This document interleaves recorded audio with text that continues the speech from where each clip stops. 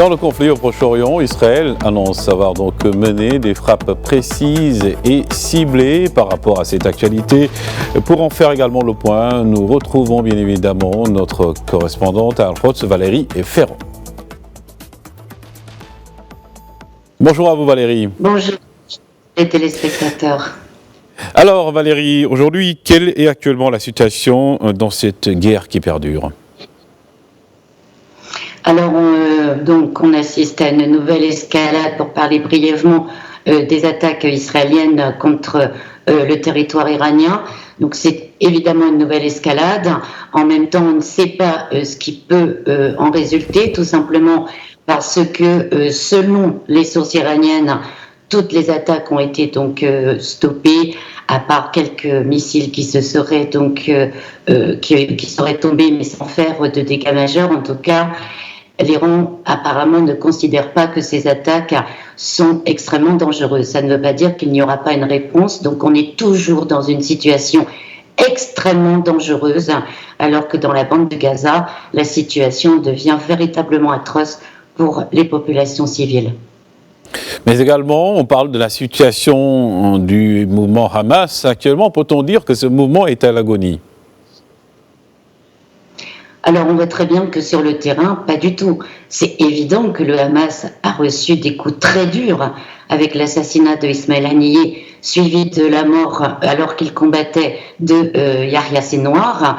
Mais on voit bien que sur le terrain, et on peut dire la même chose pour le Hezbollah d'ailleurs, les forces, les capacités militaires ne sont pas réellement entamées. Même la presse israélienne et des commentateurs israéliens le disent.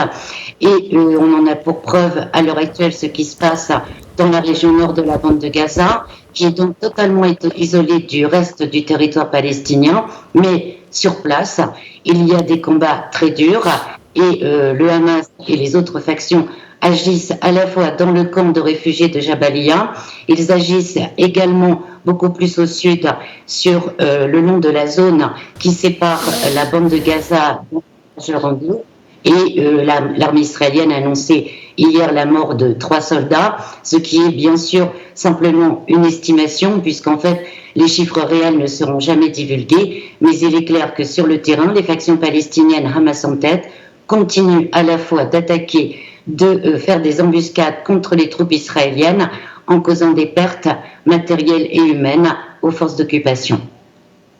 Mais également, il a entamé sa 11e tournée dans la région pour parler de Anthony Blinken, qui s'est aussi entretenu avec, bien évidemment, Najib Mikati. Aujourd'hui, peut-on dire que l'espoir est quand même permis ? Alors, pour les Palestiniens, ce genre de tournée diplomatique est vu avec énormément de méfiance, tout simplement parce que les États-Unis sont clairement des alliés d'Israël et que tout est mis en œuvre en fait pour minimiser l'atrocité de ce qui se passe dans la bande de Gaza. N'oublions pas que les rapporteurs des Nations Unies à l'heure actuelle, tous parlent de génocide en cours dans la bande de Gaza. Ceci n'est absolument pas pris en compte et est même nié, puisque les rapporteurs des Nations Unies sont eux-mêmes menacés parce qu'ils tiennent ces propos. Donc sur ce plan-là, la diplomatie américaine échoue.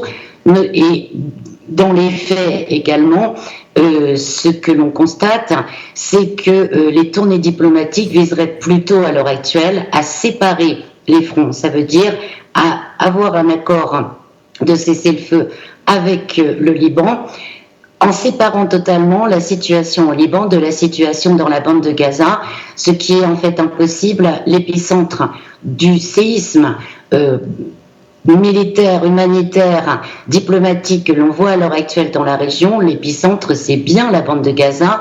Le Hezbollah, dès le départ, a toujours rappelé qu'il n'y avait pas besoin de négocier un accord de feu avec le Liban, qu'il suffit qu'Israël arrête sa guerre et son génocide dans la bande de Gaza pour que les combattants du Hezbollah cessent leurs attaques contre Israël.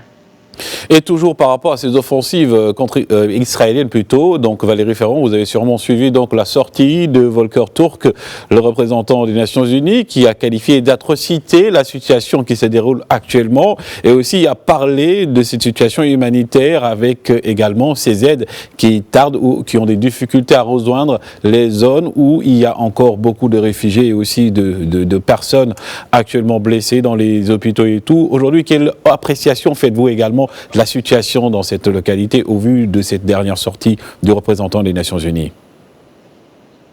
Alors, ce que l'on sait, c'est que depuis 3 semaines, en fait, il y a eu intensification militaire extrêmement grave de l'armée israélienne dans le nord de la bande de Gaza, qui est totalement isolée. Donc, il faut comprendre, on parle de la zone qui est depuis le passage de Erez, donc les villes de Beth Lahia, Beth Hanoun, tout au nord de la bande de Gaza, jusque à la limite de la frontière municipale de la ville de Gaza. La ville de Gaza elle-même est totalement isolée et ensuite vous avez les régions centre et sud.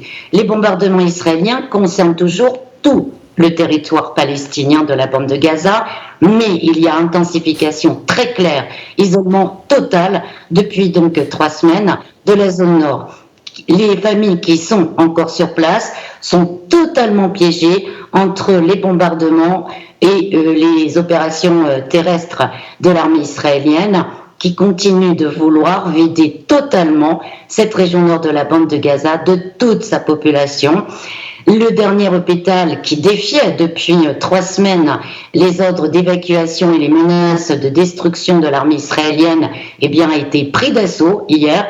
Les communications sont coupées, c'est extrêmement difficile, même pour les journalistes sur place, de savoir exactement ce qui s'est passé.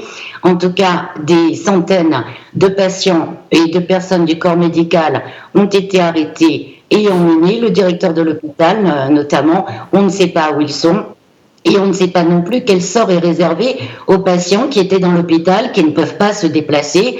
Et bien entendu, il y a déjà des morts de signalés parmi tous ces gens, puisque l'hôpital maintenant est très endommagé et incapable de fonctionner. La défense civile palestinienne avait également annoncé mercredi que Israël avait ordonné l'arrêt total de toute aide humanitaire. Pour revenir maintenant à la famine qui est en cours, qui sévit énormément bien entendu dans cette région, mais également dans les régions centre et sud où vous avez plus de 1 500 000 enfants et adultes qui sont réfugiés dans cette toute petite zone. Il n'y a pas d'aide. L'armée israélienne, ou plutôt l'État d'Israël, ne laisse pas entrer l'aide humanitaire dans la bande de Gaza en général et tout spécialement, bien entendu, dans cette région nord qui est soumise actuellement à une situation véritablement atroce pour reprendre les mots des Palestiniens. Valérie Ferrand, très rapidement, donc également, il y a, comme vous l'avez souligné, Anthony Blinken qui a parlé donc d'une sortie et d'une grande, plutôt solution au lendemain de l'assassinat de Yahya Sinwar. Aujourd'hui, le Hamas, comme vous l'avez dit, quand même continue ses offensives, mais peut-on dire également qu'avec cette perte, le Hamas est quand même très fragilisé? Écoutez, il faudra poser cette question à un expert militaire, mais moi je ne le pense pas. Il faut comprendre, là, bon, je n'affirme rien, il faut comprendre que ce qui s'est passé dans la bande de Gaza depuis 1 an est un tel niveau d'atrocité, comme le disent régulièrement les représentants des Nations Unies, que on ne voit pas comment une négociation est possible sans les demandes du Hamas. Ça veut dire le retrait israélien total de la bande de Gaza et un avenir politique pour la bande de Gaza rattachée à la Cisjordanie dans le cadre de la souveraineté de l'État de Palestine qui a été reconnu d'ailleurs membre à part entière de l'Assemblée générale des Nations unies dernièrement. Donc, si vous voulez, il est clair que sur le plan militaire, et même, je vous le disais, les commentateurs israéliens le reconnaissent, le Hamas et les autres factions ne pourront pas être militairement vaincus, comme le souhaite le gouvernement de Benyamin Netanyahou. Ce qui ne veut pas dire que sur le terrain, ce n'est pas difficile pour eux. Mais il n'y aura pas, à l'heure actuelle, vu la situation dans laquelle on est arrivé, ça semble impossible d'avoir une solution sérieuse à long terme sans une justice réelle pour les Palestiniens. Merci encore à vous Valérie Ferrand. Je rappelle donc que vous êtes correspondant de Média TV à Al-Quds.